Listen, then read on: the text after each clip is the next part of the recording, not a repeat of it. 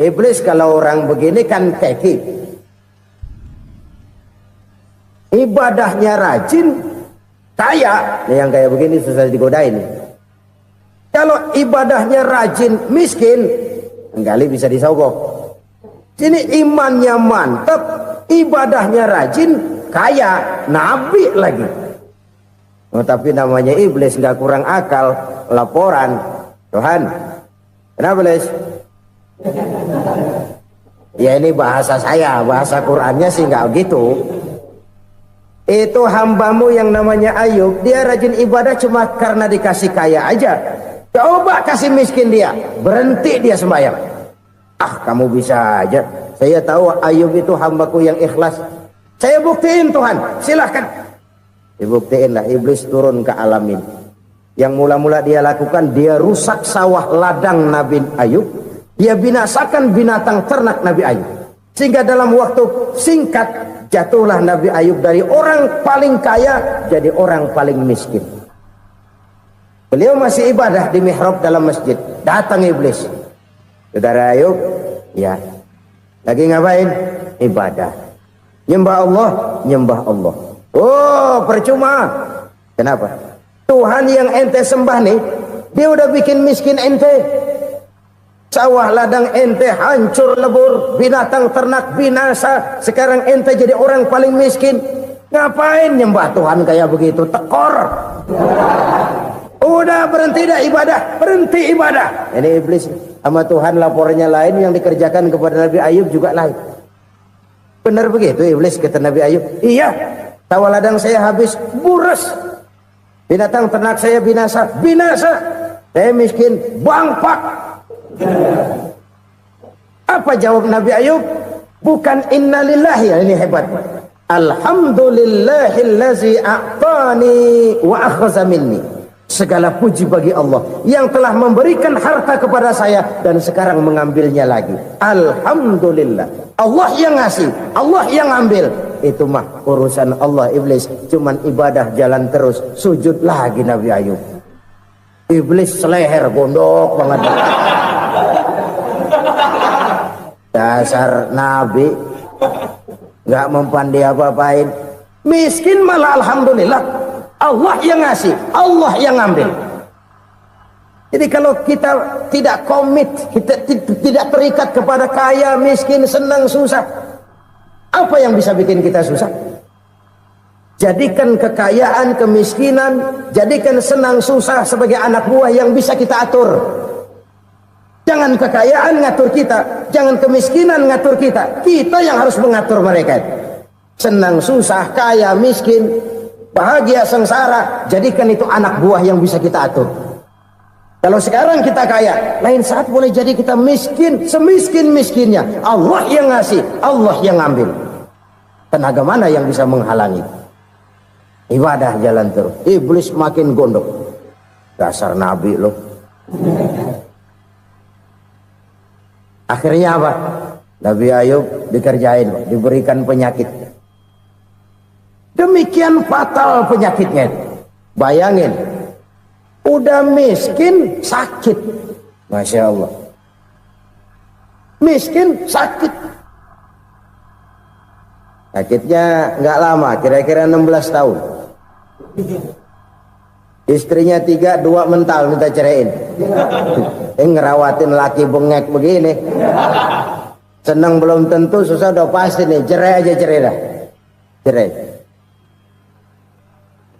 Tinggal satu Siti Rahmah yang setia menemani beliau. Sesetia-setianya hati perempuan. Satu saat Siti Rahmah bilang, "Bang, iya, abang kan Nabi bang. Lalu namanya Nabi kan doanya jarang meleset bang.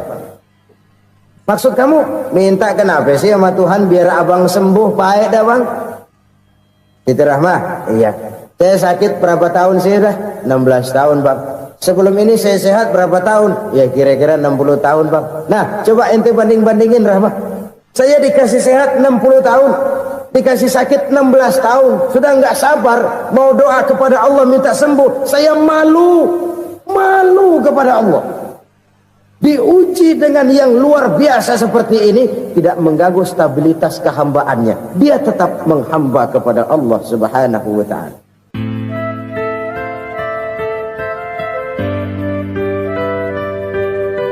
Selalu berusaha menyimpan sesuatu yang bisa membawa manfaat, baik untuk dirinya, untuk anak cucunya, maupun untuk keluarganya, untuk masa kini dan masa depannya. Kadang simpanan itu berbentuk uang, kadang berupa tanah, lain saat berbentuk pabrik, dan lain sebagainya. Sementara masa depan yang paling pasti adalah akhirat.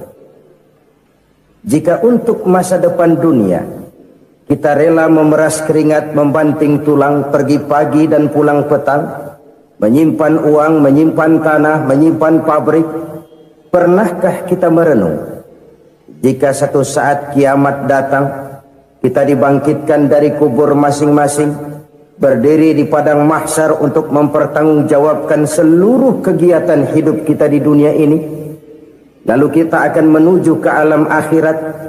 Sudahkah kita mempunyai simpanan untuk akhirat kita?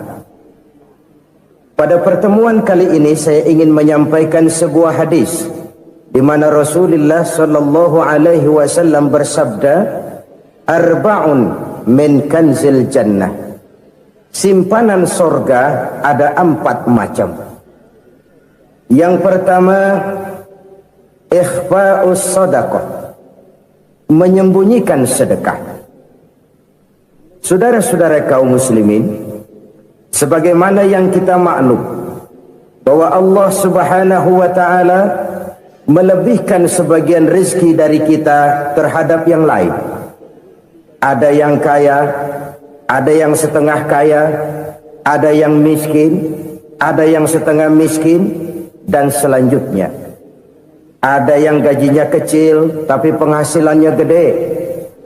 Ada yang penghasilannya gede tapi enggak punya gaji.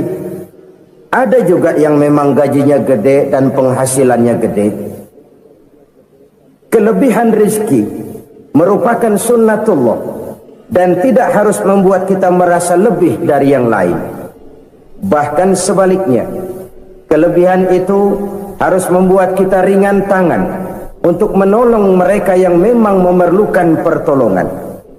Kalau saudara diberikan ilmu, maka pertanyaan akhirat cuma satu: ilmumu kau amalkan untuk apa? Kalau saudara diberikan umur yang panjang, pengadilan akhirat juga bertanya satu: umurmu kau habiskan di mana? Tapi kalau saudara diberikan harta, pengadilan akhirat akan bertanya 2: hartamu kau dapat dari mana? Kau belanjakan kemana? Dari mananya ditanya dan kemananya juga ditanya. Oleh karena kita akan dimintakan pertanggungan jawab, maka amanah yang bernama harta ini harus kita gunakan dengan sebaik-baiknya. Ada penggunaan yang merupakan kewajiban, itu zakat namanya. Ada penggunaan yang sewaktu-waktu, itu infak namanya. Ada yang lebih sewaktu-waktu lagi, dan itu sedekah namanya. Zakat dia terikat oleh haul dan nisab, oleh putaran batas waktu dan ukuran dari harta itu sendiri. Sedangkan infak terikat oleh situasi dan kondisi perekonomian seseorang. Sedangkan sedekah tidak terikat dengan apapun. Dalam kondisi seperti apapun kita bisa melakukan sedekah dengan yang terkecil sekalipun. Sampai-sampai Rasulullah sallallahu alaihi wasallam mengajarkan, la tahqiranna minal ma'rufi syai'an walau an talqa akhaka biwajhin talik. Atau ada hadis, tabassumuka fi wajhi akhika laka shadaqah. Senyumanmu kepada temanmu adalah sedekah. Jadi untuk melakukan sedekah tidak harus dalam berbentuk uang. Dengan ilmu kita bisa sedekah, dengan tenaga kita bisa bersedekah, dengan pikiran kita bisa bersedekah, bahkan senyum kepada teman itu pun sedekah. Jadi kalau sedekah dengan uang memang belum punya uang, nyengir aja banyakin. Itu asal pada tempatnya, jangan lalu ketemu tiang listrik cengengesan. Tentu tidak pada tempatnya dan tidak wajar. Nah, sedekah yang paling dicintai Allah adalah sedekah yang disembunyikan. Artinya jauh dari sifat riya. Kan kadang-kadang ada orang sedekah itu disebutkan namanya. Apa tidak bagus? Kalau memang niatnya ikhlas, ya bagus-bagus saja. Untuk memberikan sugesti kepada yang lain. Si Fulan bin Fulan nyumbang sekian, diumumkan. Boleh kalau niatnya untuk memberikan rangsangan kepada yang lain supaya dia menyumbang lebih besar dari orang tadi. Tapi kalau itu mendatangkan riya, maka sedekah yang paling dicintai Allah adalah sedekah yang disembunyikan. Tangan kiri saja tidak tahu apa yang diberikan oleh tangan kanan. Sedekah yang dilakukan dengan ikhlas akan merupakan perbendaharaan surga, tersembunyi dari pandangan orang lain, tidak seorang pun tahu. Karena memang sikap yang baik adalah melupakan kebaikan dan mengingat kesalahan. Itu salah satu ciri orang bahagia. Orang yang selalu mengingat kesalahannya dan berusaha melupakan segala kebaikannya. Kalau dia akan ada kebaikan, dia tidak bisa ikut, dia merasa rugi karena dia merasa belum pernah berbuat baik. Tapi kalau akan melakukan kesalahan baru, dia ingat kesalahan yang sudah-sudah, sehingga terhalang baginya untuk melakukan satu kesalahan baru. Demikianlah saudara-saudara, bahwa Allah melebihkan rizki sebagian kita dari yang lain, agar terjadi tolong-menolong dalam kehidupan ini. Jadi kesenjangan yang nature, kesenjangan yang alami, itu sunnatullah. Ada yang kaya, ada yang miskin, ada yang kelas menengah. Nah, kenapa lalu sekarang kita berusaha mengentaskan kemiskinan? Oleh karena adanya kesenjangan struktural. Kalau yang kaya bisa semakin kaya, kenapa yang miskin tidak bisa naik jadi ikut sedikit kaya? Sebab pada dasarnya Islam adalah agama yang sejak turunnya sudah berupaya memerangi kemiskinan. Bahkan dikatakan kemiskinan itu mendekatkan kepada kekufuran. Orang kalau miskin udah dekat banget sama kafir. Gampang menjadi kafir. Berapa banyak saudara-saudara kita yang oleh karena soal perut, oleh karena soal materi, terpaksa meninggalkan dan menanggalkan akidahnya. Menjual petunjuk yang diberikan Allah dengan kesenangan dunia yang cuma sebentar ini. Na'udzubillah, thumma na'udzubillah. Jadi makin kita sembunyikan satu sedekah, semakin banyak perbendaharaan kita di surga. Sedekah yang paling dicintai Allah adalah sedekah yang disembunyikan. Malahan ada seorang sufi, dia punya kebiasaan kalau pergi sholat Jumat dia bawa uang, itu uang dia taruh di bawah tikar masjid. Dia niat sedekah kepada siapa saja yang nemuin itu duit. Maksudnya apa? Supaya yang nemuin nggak tahu siapa yang punya duit. Demikian dia saking ingin menyembunyikan sedekahnya. Karena sifat riya itu bisa memakan amal kita sendiri. Riya itu termasuk menyebut-nyebut kebaikan kita. Orang yang suka nepuk dada, sedikit-sedikit ngitungnya kalau nggak gua. Tuh kalau nggak gua tuh yang belah situ, kalau nggak gua, kalau nggak gua. Iya, kalau nggak lu kenapa emang?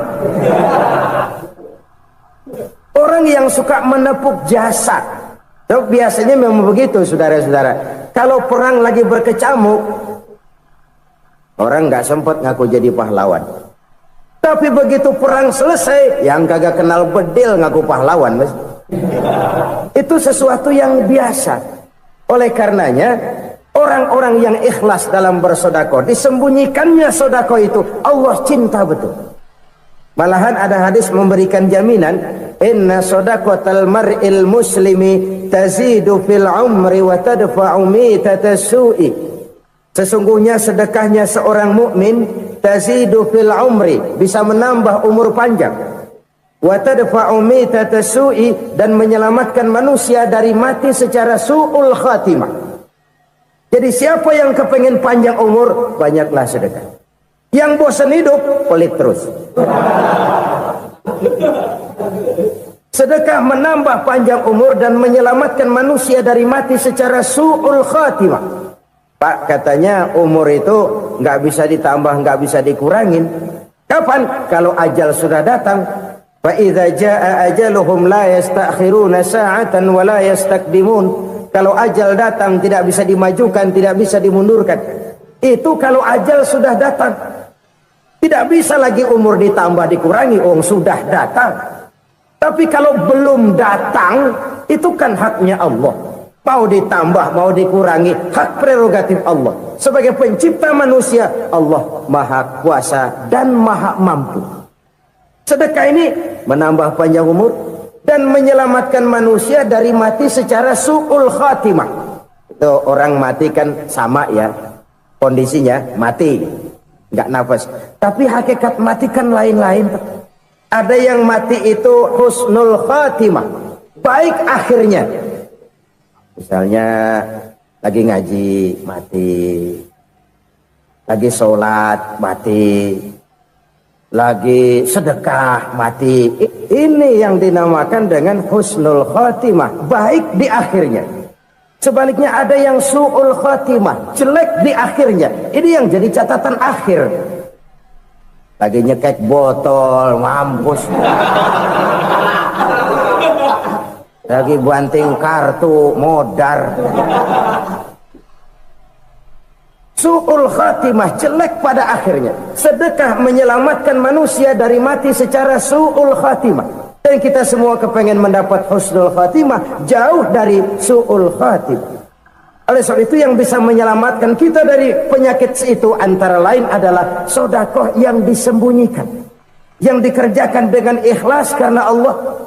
Tidak karena kepengen dipuji orang, tidak karena ingin dikatakan orang pemurah, sebab orang dermawan itu orang yang memberi tanpa harus diminta. Kalau masih harus diminta, ya belum dermawan namanya, masih harus diminta. Kalau nggak diminta ya tulus, lolos, polos. Saudara-saudara kaum muslimin rahimakumullah. Harta adalah amanat dan akan kita pertanggungjawabkan. Allah melebihkan rizki sebagian kita dari yang lain agar kita saling tolong menolong, bantu membantu. Nabi janjikan siapa yang meringankan beban saudaranya muslim di dunia, Allah akan meringankan bebannya di akhirat nanti. Sebuah jaminan dari baginda Nabi. Si orang yang kita bantu barangkali tidak bisa membalas, Allah yang akan membalas lewat jalan lain yang tidak pernah kita sangka-sangka. Ada orang tanya, Pak, ini ada orang nyumbang masjid sambil marah-marah, bagaimana? Saya bilang sumbangannya aja ambil, marahnya jangan. Marahnya jangan diambil, itu urusan dia. Saudara-saudara kaum muslimin rahimakumullah. Umat Islam ini kan umat yang punya potensi besar. Kadang kita merenung, kenapa kadang-kadang pembangunan masjid kok lambat sekali? Kalau hotel hari ini peletakan pertama, bulan depan peresmian. Supermarket hari ini peletakan batu pertama, minggu depan peresmian. Tapi kalau sudah yang namanya masjid, kadang-kadang peletakan batu pertama sekaligus jadi batu terakhir. 3 tahun, 4 tahun, campur nebar jalak di jalanan, duit dijaring kayak ikan sepat. Apa tidak ada orang Islam yang kaya? Banyak. Apa tidak ada pengusaha muslim yang jadi konglomerat? Ada. Lalu yang belum banyak itu yang komit terhadap nilai-nilai agamanya. Akhirnya kita jatuh jadi umat yang lemah. Belum ada pengusaha konglomerat muslim buka pabrik supermi cap bedug misalnya umpamanya atau pabrik kecap cap sorban supaya identitas keislamannya sedikit kelihatan. Kita jatuh jadi umat yang lemah karena potensi tidak terinventarisir dengan baik. Kita ini ibarat kompor yang cuma matengin nasi orang lain. Potensi kita dimanfaatkan oleh orang lain. Ukhuwah Islamiyah kita baru terbatas kepada silaturahmi. Ukhuwah di bidang ekonomi kita lemah, ukhuwah di bidang kebudayaan kita lemah, apalagi ukhuwah di bidang politik kita lebih rapuh lagi. Padahal ukhuwah itu adalah totalitas kehidupan manusia, menyangkut ipolek sosbud, memerlukan nilai-nilai ukhuwah. Jadi oleh karena itu mari kita menyadari di dalam harta kita, walaupun kita yang cari pergi pagi pulang sore peras keringat banting tulang, di sana ada harta anak yatim, di sana ada hak masjid, di sana ada hak pesantren, di sana ada hak jihad. Berbahagialah seseorang apabila dia oleh Allah dijadikan keran. Keran itu menyimpan air, tapi tidak untuk dirinya, tapi disalurkannya kepada mereka yang memang memerlukannya. Saudara-saudara kaum muslimin rahimakumullah, ini yang pertama. Jadi perbendaharaan surga adalah menyembunyikan sedekah. Orang lain nggak tahu, kita pun nggak pernah ngitung-ngitung. Kita anggap lewat begitu saja, padahal itu deposit akhirat. Satu. Yang kedua, perbendaharaan surga itu apa? Wa kitmanul musibah, menyembunyikan kesulitan. Kadang orang takut menghadapi kesulitan, tapi makin kita merenung, hidup ini kan sebenarnya urusan. Takut sama urusan ya jangan hidup. Tandanya orang hidup itu kalau punya urusan. Urusan melupakan problem, problem sering menimbulkan kesulitan. Kesulitan bukan untuk ditakuti, tapi untuk diatasi dan dicarikan jalan keluarnya. Siapa sih orangnya yang nggak pernah sulit-sulit? Makin tinggi status sosialnya, makin gede urusannya. Makin tinggi kualitas imannya, makin berat tingkat kesulitannya. Cuma memang yang namanya enak itu seperti pelangi. Biang lala itu nggak pernah di atas kepala kita, di atas kepala orang melulu. Lo sih enak lo, kata kita. Dia juga bilang, yang enak kan lo. Pelangi itu nggak pernah di atas kepala kita. Kata tukang beca, aduh enak ya naik Mercy. Kata tukang beca, apa yang di dalam mobil Mercy? Aduh enak bener tukang beca, di jok ngeringkuk ngorok pulas bener. Saya kamar pakai AC sejuk, tempat tidur sutra empuk, alga spring bed, kulak kulik nggak bisa pulas kalau belum minum Valium, belum tidur. Enak bener tukang beca, di jok ngorok nggak tahu wetan kulon. Si tukang beca bilang yang di Mercy enak, yang di Mercy bilang tukang beca enak. Inilah enak, nggak pernah di atas kepala kita, di atas kepala orang lain melulu enak itu. Nah saudara-saudara, yang merupakan perbendaharaan surga itu orang yang bisa menyembunyikan kesulitan, baik pribadi ataupun rumah tangga. Nih terutama rumah tangga yang jadi soalnya. Kadang-kadang kita ini kalau senang, sebaliknya kalau senang kita diam, kalem aja, cuek. Banyak banget duit kita bawaan, diam aja udah. Malah ketemu orang takut. Tapi begitu susah, sekampung tahu. Padahal Nabi mengajarkan perbendaharaan surga itu menyembunyikan musibah, menyembunyikan kesulitan. Kalau enak, cerita sama orang-orang. Kalau nggak enak, rasain sendiri, tekan sendiri, atasin sendiri. Kita kan sebaliknya, tenang kita diam, asal lagi susah, paling tidak kita nyari teman buat cerita kesusahan. Siapa orangnya yang nggak pernah susah? Cuma soalnya bagaimana kita mengatasi kesusahan itu sendiri. Begitu juga misalnya kalau orang sudah berumah tangga, itu orang tuanya harus menjadi tempat dia cerita yang enak-enak saja.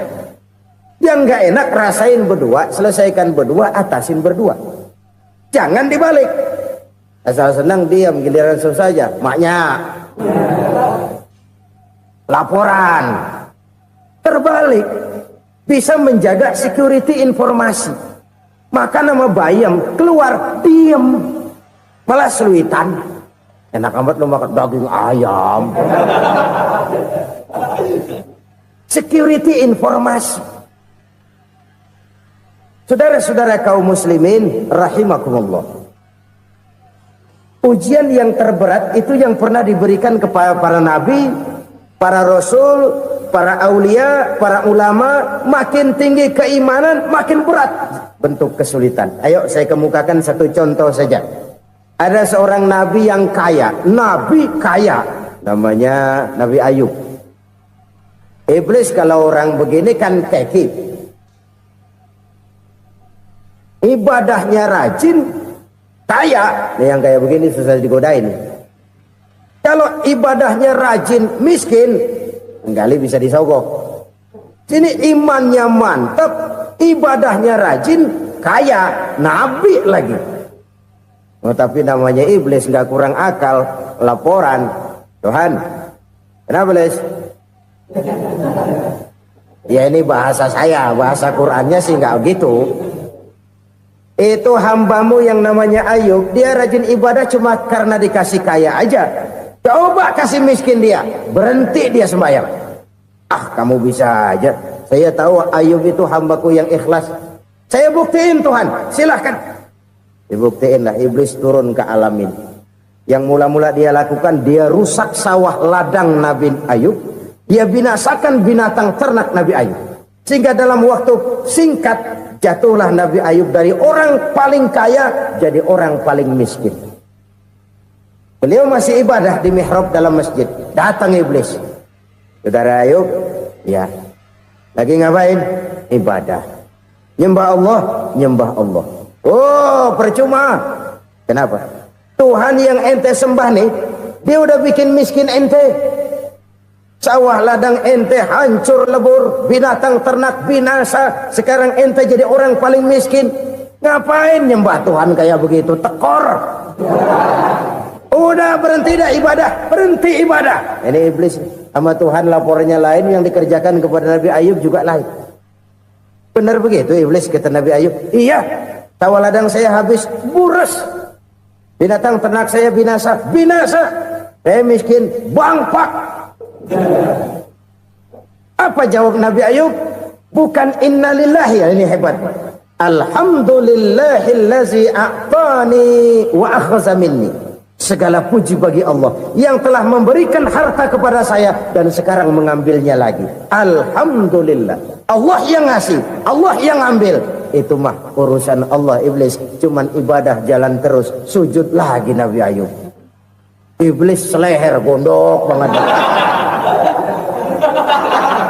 Dasar Nabi nggak mempan dia apa-apain. Miskin malah alhamdulillah. Allah yang ngasih, Allah yang ambil. Jadi kalau kita tidak komit, kita tidak terikat kepada kaya, miskin, senang, susah, apa yang bisa bikin kita susah? Jadikan kekayaan, kemiskinan, jadikan senang, susah sebagai anak buah yang bisa kita atur. Jangan kekayaan ngatur kita, jangan kemiskinan ngatur kita. Kita yang harus mengatur mereka. Senang, susah, kaya, miskin, bahagia, sengsara, jadikan itu anak buah yang bisa kita atur. Kalau sekarang kita kaya, lain saat boleh jadi kita miskin, semiskin-miskinnya. Allah yang ngasih, Allah yang ambil. Tenaga mana yang bisa menghalangi? Ibadah jalan terus. Iblis makin gondok. Dasar Nabi loh. Akhirnya apa? Nabi Ayub dikerjain, diberikan penyakit. Demikian fatal penyakitnya. Bayangin, udah miskin sakit. Masya Allah. Miskin sakit. Sakitnya nggak lama, kira-kira 16 tahun. Istrinya 3, 2 mental minta ceraiin. Ngerawatin laki bengek begini. Senang belum tentu, susah udah pasti nih. Cerai aja, cerai dah. Cerai. Tinggal satu Siti Rahmah yang setia menemani beliau. Sesetia-setianya hati perempuan. Satu saat Siti Rahmah bilang, "Bang, iya, abang kan Nabi bang. Lalu, namanya Nabi kan doanya jarang meleset bang. Maksud kamu minta kenapa sih sama Tuhan biar abang sembuh baik dah bang?" Siti Rahmah, iya. Saya sakit berapa tahun sih dah? 16 tahun bang. Sebelum ini saya sehat berapa tahun? Ya kira-kira 60 tahun bang. Nah coba ente banding-bandingin Rahmah. Saya dikasih sehat 60 tahun. Dikasih sakit 16 tahun. Sudah nggak sabar. Mau doa kepada Allah minta sembuh. Saya malu. Malu kepada Allah. Diuji dengan yang luar biasa seperti ini. Tidak mengganggu stabilitas kehambaannya. Dia tetap menghamba kepada Allah subhanahu wa ta'ala. Saudara-saudara kaum muslimin rahimakumullah.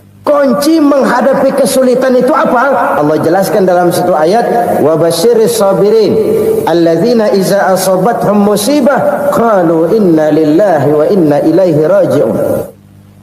Gembirakan orang-orang yang sabar. Siapa mereka itu? Yang apabila mendapat musibah mereka kembali kepada keyakinan dasar, segalanya dari Allah dan segalanya akan kembali kepada Allah. Ini konsepsi dasar dari sikap muslim dalam menghadapi berbagai kesulitan. Segalanya dari Allah, segalanya akan kembali kepada Allah. Kalau ini sudah kondisi dasarnya, maka kita akan lapang menghadapi kenyataan bagaimanapun pahitnya. Apakah itu namanya miskin, apakah itu namanya sakit, bahkan maut sekalipun. Maut sekalipun. Segalanya dari Allah, segalanya akan kembali kepada Allah. Ini sikap hidup, bukan sekedar ucapan. Kita kadang-kadang menjadikannya sebagai ucapan. Mulutnya sehingga berhenti, innalillahi wa inna ilaihi raji'un, tapi nangisnya terus gerung-gerungan.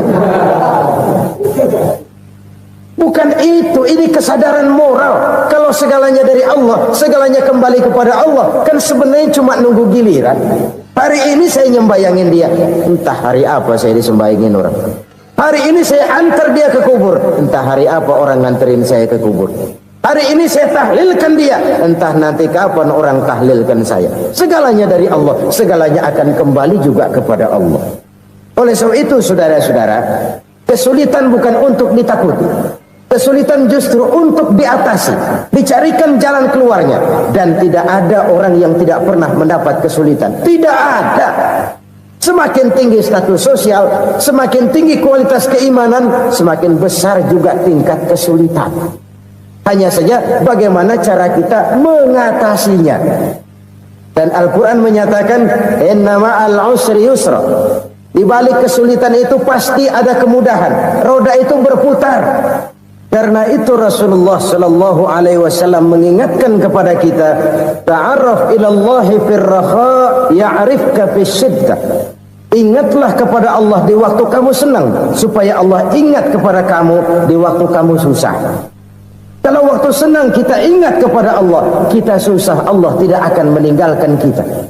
Tapi kalau waktu senang kita jauh dari Allah, sujud tidak sempat, dengan masjid jauh, ketika senang kita lupakan Allah, nanti begitu kita susah, Allah lupakan kita, dan itu menyakitkan. Oleh karena itu orang-orang tua kita dulu bilang, kalau lagi sehat ingat-ingat lu bakal sakit nanti. Kalau lagi kaya ingat-ingat satu saat kita bakal jatuh miskin. Bahkan kalau lagi muda ingat-ingat kita bakal tua. Dan yang terpenting kalau lagi hidup ingat-ingat kita bakal mati. Saudara-saudara kaum muslimin rahimakumullah. Jadi yang kedua yang merupakan perbendaharaan surga, menyembunyikan musibah. Saudara-saudara kaum muslimin rahimakumullah. Hal ketiga yang merupakan perbendaharaan surga adalah wasilatur rahmi. Orang yang suka bersilaturahmi. Sebagaimana yang kita maklum bahwa manusia adalah makhluk yang disebut zon politika. Makhluk sosial yang tidak mungkin hidup sendiri-sendiri. Betapa dan siapapun kita memerlukan orang lain. Bodoh betul manusia kalau tinggal di tengah masyarakat tapi tidak mau bermasyarakat. Merasa hebat sendiri, pintar sendiri, gagah sendiri, kaya sendiri. Mungkin kalau mati juga ngubur sendiri. Jangankan kita di sini, di sorga saja Nabi Adam waktu sendirian bengong melulu, mondar mandir. Allah tegur dam sepidam. Ya ini kalau bahasa saya. Iya Tuhan sepi ini nggak ada coret-corekan pisan ini. Diciptakan Siti Hawa baru anteng Nabi Adam. Itu di surga. Cobalah. Umpamanya saudara tinggal di Jakarta nih. Kayak bener. Apaan aja di Jakarta punya saudara deh. Jembatan Semanggi ambil, Monas buntel bawa pulang, hotel-hotel ambil semua. Cuman tinggal di Jakarta sendirian, apa enaknya? Betapa dan siapapun kita perlu orang lain. Tidak ada seorang pun yang bisa memenuhi kebutuhan hidupnya secara sendiri-sendiri. Nah, Islam telah menyelamatkan manusia dari ras diskriminasi, mengikat manusia dengan persaudaraan yang berlandaskan kepada akidah. Karena itu dianjurkan bersilaturahmi. Bahkan Nabi menyatakan, man arada ayyubsata lahu fi rizqihi wa yunsa'a fi atharihi falyasil rahimah. Siapa yang kepengen diluaskan rezekinya dan dipanjangkan usianya, banyaklah ia bersilaturahmi. Siapa yang kepengen dimudahkan rezekinya, hendaknya ia banyak bersilaturahmi. Kalau banyak teman, kesulitan kan paling tidak ada tempat cerita. Udah susah sendirian, kita pikirin diri, nggak ada tempat tukar pikiran. Cepet banget sama bengek. Dilawan sendiri. Nah, secara makro kita bisa berkata, tidak mungkin ada kemenangan kalau tidak ada kekuatan. Tidak ada kekuatan kalau tidak ada kesatuan dan persatuan. Tidak mungkin ada kesatuan dan persatuan tanpa semangat silaturahmi. Kalau umat Islam mau menang, dia harus kuat. Kalau umat Islam mau kuat, dia harus bersatu. Kalau umat Islam mau bersatu, dia harus membudayakan silaturahmi ini. Bahkan sampai-sampai kata Nabi, kalau bisa cari nilai tambah. Apa? Silman qata'ak. Bersilaturahmilah kau kepada orang yang marah denganmu. Masya Allah, indahnya ajaran agama kita. Orang yang marah pun kepada kita, kata Nabi, kalau bisa bersilaturahmilah kepadanya, kepada orang yang marah itu. Di situ nilai tambah. Cuman jujur nih, hadis ngucapinnya gampang, ngamalinnya yang berat banget. Orang marah sama kita, kita disuruh silaturahmi, ada apa malu? Lu marah, ada gua marahan lagi, tunggu pikirin. Saudara-saudara kaum muslimin rahimakumullah. Tapi ini yang diajarkan, bahkan ini yang dicontohkan oleh baginda Rasul. Bagaimana begitu mudah, misalnya satu saat Abu Jahal ini ngatur strategi bagaimana bikin Muhammad celaka. Dia gali lubang di depan tempat tidurnya. Dia tutupin daun korma. Terus dia panggil seseorang, ke sini. Kasih tahu Muhammad, pamannya sakit keras, minta ditengokin. Berangkat orang ini ke sana. Muhammad, labbaik. Pamanmu sakit keras, dia minta ditengokin. Baik, saya akan datang menjenguk beliau. Berangkatlah Nabi ke rumah Abu Jahal tanpa prasangka apapun. Abu Jahal udah pasang stil, selimut 3 rangkap setengah di patok, persis kayak orang meriang. Tapi sembari ngintip dari balik selimut. Begitu Muhammad buka pintu, nah masuk perangkap nih. Muhammad jalan menuju tempat pembaringan. Makin lama makin dekat, makin lama makin dekat, makin dekat ke lubang yang dipasang oleh Abu Jahal itu. Dalam hati Abu Jahal, terus dah jatuh, mampus dah lo ini. Mampus lo hari ini nih. Apa yang terjadi? Malaikat Jibril datang. Muhammad, pamanmu cuma pura-pura sakit. Di depan tempat tidurnya ada lubang perangkap supaya kamu jatuh ke situ. Sudah, kamu pulang. Balik kanan Nabi. Sudah hampir jatuh ke lubang, balik kanan, pulang. Bayangin kecewanya Abu Jahal. Muhammad dikit lagi, Muhammad dikit lagi. Enggak, paman, saya pulang aja. Emosi, bangun dari tempat tidur, enggak sadar kalau lagi pura-pura sakit. Lompat ngejar Nabi, dia lupa dengan lubang yang dia gali. Pusrah, nyemplung sendiri ke dalam lubang.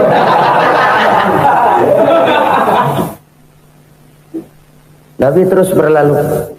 Ini terjadi keanehan.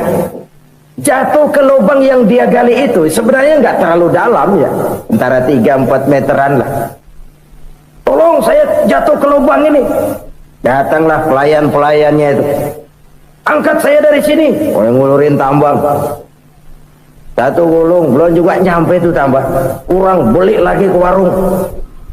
Sambung, ulur lagi, nggak juga bisa sampai. Wah, ini kerjaan Muhammad ini. Tolong, siapa salah seorang kamu ke rumah Muhammad, kasih tahu encangnya kecebur. minta ditolongin. Sampaikan kepada Rasul. Kenapa? Pamanmu jatuh ke lubang, Muhammad minta tolong diangkatin. Hambang udah nyambung-nyambung gak nyampe juga. Ya, nanti saya datang, saya tolong. Coba. Nyata-nyata orang berniat jahat mau mencelakakan dia. Datang dia menolong. Ini yang disebut air tuba dibalas air susu ya ini. Bukan sebaliknya.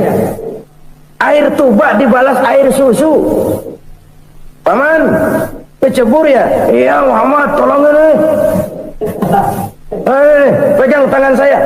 Nabi ulurkan tangannya, nyampe. Dipegang oleh Abu Jahal, diangkat ke atas. Sampai atas, apa kata Abu Jahal? Sihirmu memang hebat Muhammad. Udah ditolongin dikata sihir. Yang enak kita kemplang kan itu orang ini. Urusan apa? Tapi inilah akhlak. Kalau bisa kamu bersilaturahmilah dengan orang yang marah kepadamu sekalipun. Orang marah kita tetap baik. So, kalau kita berbuat baik sama orang yang memang baik, rasanya sih biasa-biasa aja. Orang baik kita baik lagi, ya draw aja, belum ada nilai tambah di situ. Baru ada nilai tambah kalau kita bisa berbuat baik kepada orang yang nyakitin kita. Itu namanya kita setingkat di atas dia. Dia sakitin kita, kita berbuat baik sama dia. Dia pelit sama kita, kita baik sama dia. Dia marahin kita, kita deketin dia. Di situ kita punya nilai tambah. Jadi siapa yang ingin diluaskan rezekinya kata Nabi dan dipanjangkan umurnya, hendaklah ia banyak-banyak bersilaturahmi. Sederhana sebenarnya silaturahmi, tapi silaturahmi membangkitkan semangat kesatuan dan persatuan.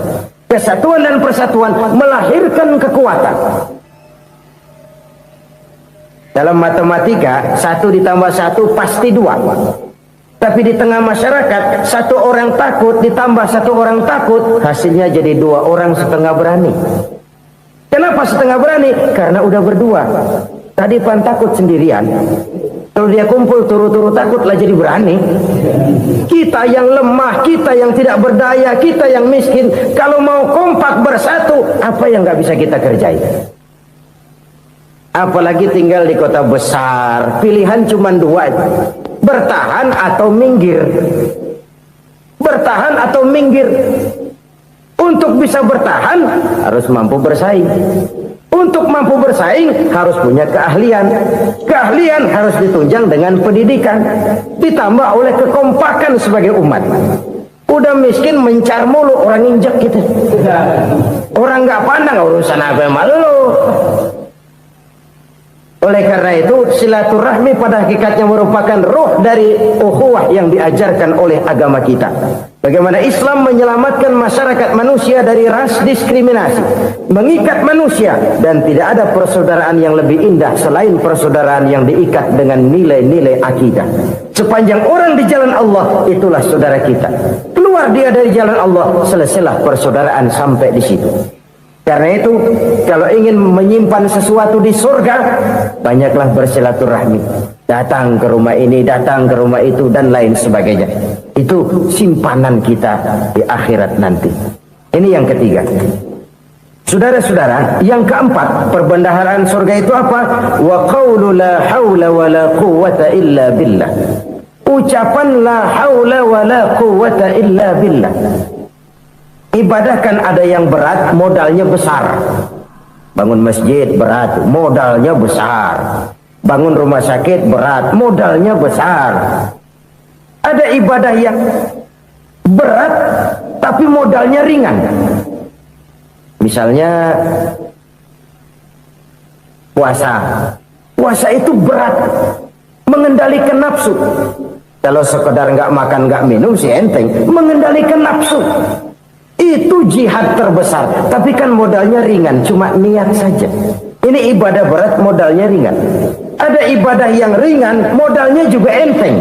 Seperti termasuk ucapan la haula wa la quwwata illa billah. Tanpa sadar, la haula wa la quwwata illa billah. Nyelengin tuh di surga. Nyelengin, kita nggak terasa. Nyelengin simpenan akhirat. La haula wa la quwwata illa billah. Nyimpen lagi.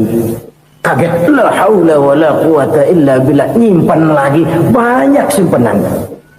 Walaupun sebenarnya yang dimaksud di sini adalah kesadaran batin bahwa tidak ada daya dan kekuatan kecuali Allah. Itu intinya. Kita memulai pekerjaan disunahkan baca bismillah, kan begitu? Apa itu? Kesadaran moral bahwa ini saya bisa kerjakan. Saya kerjakan ini dengan menyebut nama Allah. Kenapa? Kalau Allah tidak memberikan daya dan kekuatan, mana mampu saya kerjakan ini. Maka saya kerjakan ini dengan menyebut nama Allah. Bismillah. Kesadaran moral. Manusia hanya wajib berusaha, tapi nggak pernah wajib berhasil.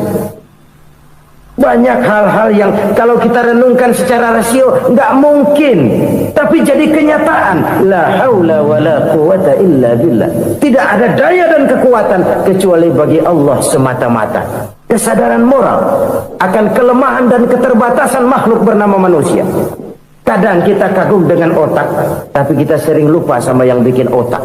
Padahal bagaimanapun hebatnya otak, yang bikin otak pasti lebih hebat dari otak. Nggak percaya? Silahkan otak-otakan. Inilah kecenderungan. Kita kagum dengan pesawat-pesawat mutakhir, bukan main, besi gede banget terbang itu. Alangkah hebatnya. Lalu apa yang bikin otak tidak lebih hebat dari itu semua? Kita puji laut, apa yang bikin laut tidak lebih hebat dari laut itu? La haula wala quwata illa billah. Tidak ada daya dan kekuatan kecuali Allah. Apa yang bisa kita lakukan kalau tidak karena daya dan kemampuan yang diberikan oleh Allah kepada kita?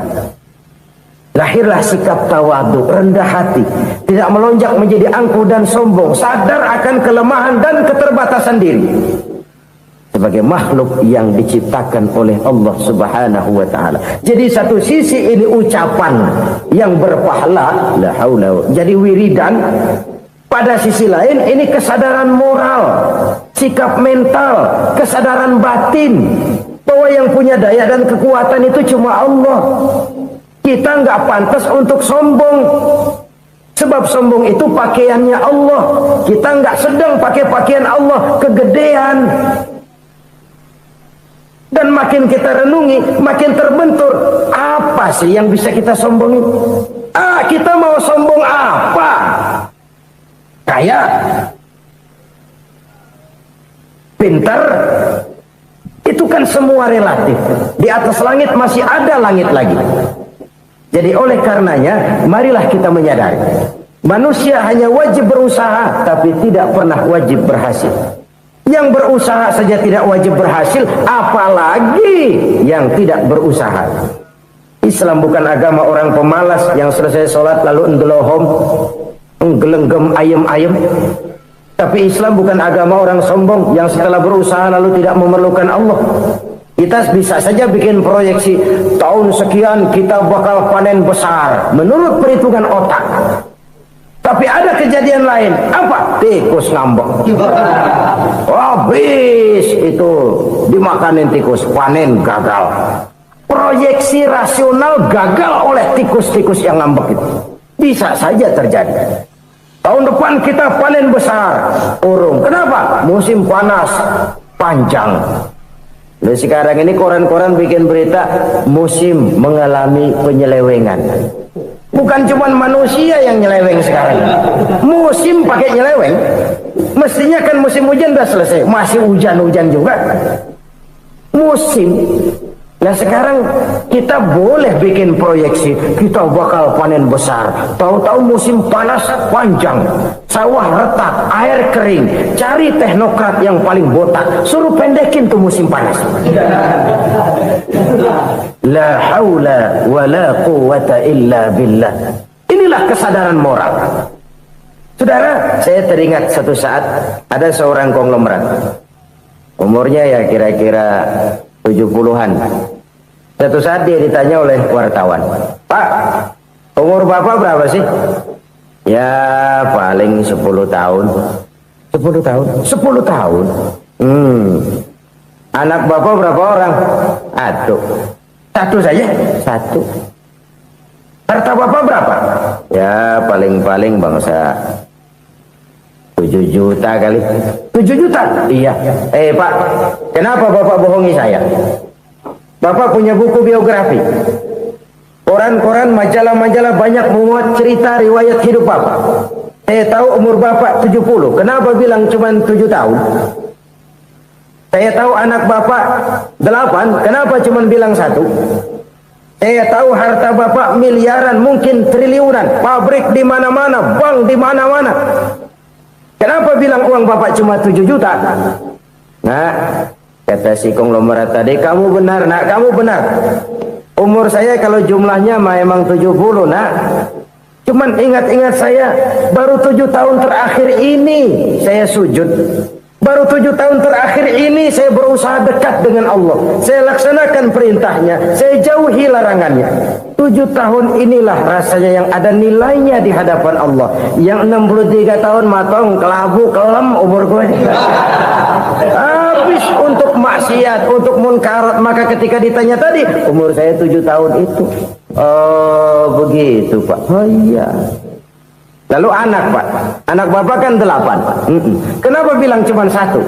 Nah, kalau jumlah hitungannya memang anak saya 8. Tapi dari 8 orang ini rasanya cuma 1 nih yang bakal jadi buah hati, belahan jantung, pelanjut cerita, penerus sejarah, bakal jadi anak soleh yang akan mendoakan saya. Cuman 1 rasanya anak saya ini yang bakal jadi buah hati saya, besar-besaran saya, yang akan mendoakan di kubur saya, yang akan mendoakan di akhirat saya. Yang 7 orang mana, Masya Allah, yang 1 tenggeng, yang 1 nyekek botol mulu, yang 1 nggak karu-karuan. Makanya saya bilang 1 anak saya yang akan bisa mendoakan saya. Oh begitu Pak. Iya. Nah harta Pak, harta Bapak kan triliunan. Pabrik Bapak di mana-mana. Uang Bapak hampir di tiap bank-bank besar. Kenapa bilang cuma 7 juta? Betul kau nak. Harta saya kalau jumlahnya memang miliaran, triliunan mungkin. Tapi yang saya ingat baru 7 juta tuh yang saya belanjakan di jalan Allah. Saya nyumbang masjid, saya santuni yatim piatu, saya bantu pembangunan pesantren, saya bantu pembangunan rumah sakit Islam. Itu yang akan saya bawa pulang ke akhirat, yang 7 juta itu. Yang triliunan itu nanti akan diperebutkan oleh anak-anak saya sebagai waris saya.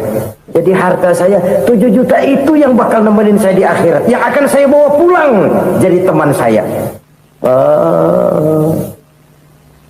Saudara-saudara kaum muslimin, jangan-jangan orang tua itu adalah kita-kita ini.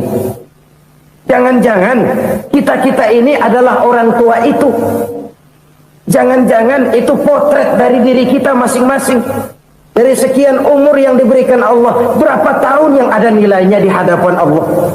Dari sekian anak-anak yang merupakan amanah, berapa yang akan mendoakan kita sebagai orang tuanya menjadi anak soleh. Dari sekian banyak harta yang diberikan Allah, berapa yang akan kita bawa pulang menghadapnya nanti, yang kita belanjakan di jalan Allah. Ini sebuah potret kehidupan. Karena itu kita kembali kepada la haula wa la quwwata illa billah. Kita wajib berusaha, kita wajib berikhtiar. Selebihnya segala daya dan kekuatan hanya milik Allah saja semata-mata. Satu kesadaran batin dari setiap pribadi muslim. Setelah ia berusaha dan berikhtiar, ia menyerahkannya kepada Allah Subhanahu wa ta'ala. Jadi satu sisi ini merupakan wiridan ucapan yang mengandung pahala, pada sisi lain ini merupakan sikap batin dari seorang muslim di dalam ia menghadapi realitas kehidupan ini. Saudara-saudara kaum muslimin rahimakumullah, kalau ini kita jadikan satu basis kehidupan, maka ini akan menyelamatkan manusia dari kemungkinan tergelincir menjadi orang yang lupa diri dan lupa darat. Sebab itu Imamul Ghazali berpesan, jadidis safinah fa innal bahra amiq, wa khuziz zad fa inna safara ba'id, wa khaffifil hamla fa innal hamla sadid. Perbarui selalu kapalmu karena lautan sangat dalam. Bawa bekal yang banyak karena perjalanan ini sangat jauh. Ringankan beban karena kebanyakan beban akan menyakitkan. Alangkah indah kalimat ini, alangkah dalam makna yang terkandung di sana. Perbarui selalu kapalmu karena lautan sangat dalam. Apa artinya ini? Jaga mentalmu baik-baik. Pelihara imanmu baik-baik, karena hidup penuh cobaan seperti lautan. Kita kalau berlayar di lautan kan kadang-kadang tenang, angin bertiup sepoi-sepoi basah. Jika malam datang, bintang gemintang bertabur menghias cakrawala. Rembulan memantulkan sinarnya dengan indah. Dalam keadaan begitu berlayar enak. Tapi lain saat ombak menggunung, halilintar menyambar, angin topan bertiup. Berapa banyak sudah saudara-saudara kita yang tenggelam di lautan dunia tanpa sadar bahwa dia belum sampai kepada pantai yang akan dituju. Berapa banyak sudah saudara-saudara kita yang tenggelam di lautan dunia ini tanpa sempat bangkit lagi. Dia menyangka sudah sampai kepada tujuannya. Hati-hati kapal jangan sampai bocor karena lautan sangat dalam.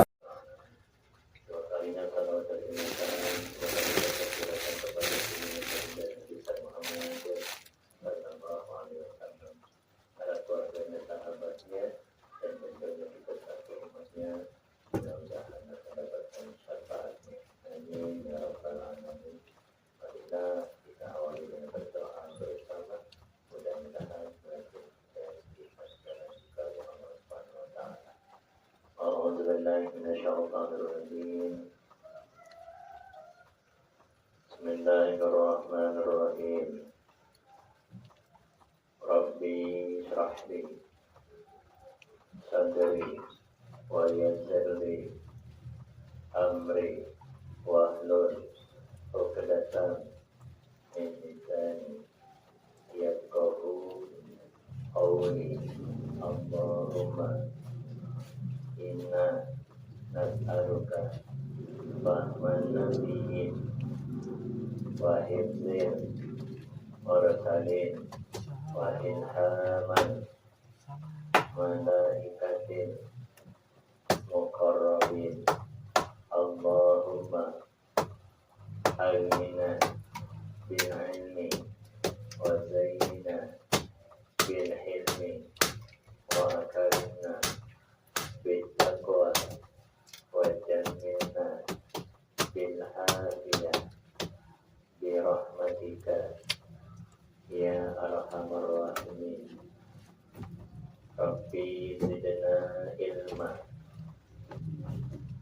warzuqna fahma waj'alna minal muslimin.